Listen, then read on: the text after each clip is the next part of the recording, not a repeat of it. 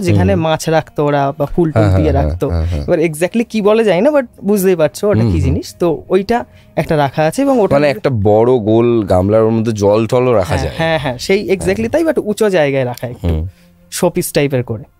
এবার ওইটার ভিতরে মাছ টাছি হয়তো ছিল, এখন বহুদিন বন্ধ থাকার কারণে ওটার ভিতরেও গাছগাছড়া হয়ে গেছে, বাট জল আছে ওটার ভিতরে। এবং সামনে দরজা, এবং দরজাটার অবস্থা এতটাই খারাপ যে তুমি যদি বিশাল জোরে ধাক্কা দাও দরজাটা ভেঙে পড়ে যাবে। উই পোকা যে লাগে, যেটা কাঠ ক্ষয় করে ফেলে, সেই পোকাটা লেগেছে ওই কাঠে। এবং আমি আস্তে আস্তে দরজাটা খোলার চেষ্টা করলাম, তালাটা খুলে পড়ে গেল, মানে তালার যে রিং দুটো উয়ে খেয়ে নিয়েছে গোড়াগুলো, খুলে পড়ে গেল। আমি দরজাটা খুললাম, খুলেই প্রথমে ঘরের ভিতর থেকে একটা বাজে গন্ধ।